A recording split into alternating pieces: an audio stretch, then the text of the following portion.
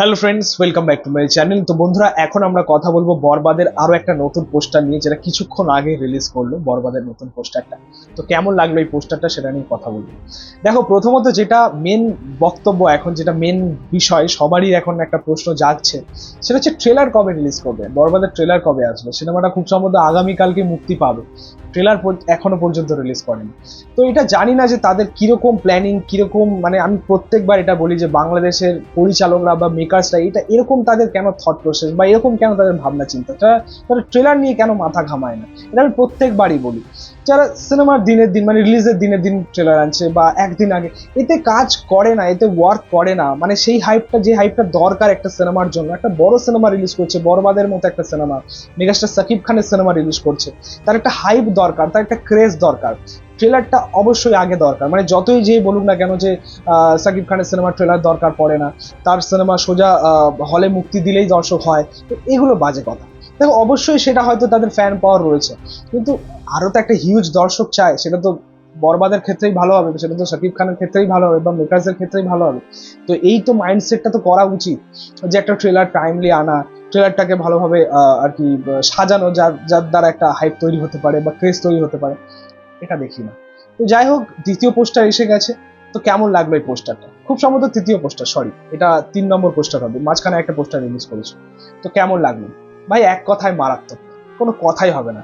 সত্যি বলতে সাকিব খান আমাদের নাগালের বাইরে চলে গেছে, মানে আমাদের ভাবনা চিন্তার বাইরে। আমরা যেটা ভাববো তার বিয়ন্ড কিছু এনে প্রস্তুত হবে সাকিব খান। আনএক্সপেক্টেড, জাস্ট অসাধারণ একটা ট্রেলার।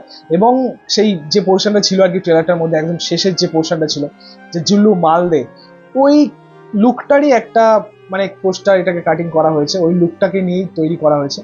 ঘ্যামা লাগছে, এতটাই ব্রুটাল, এতটাই ভায়োলেন্ট লাগছে।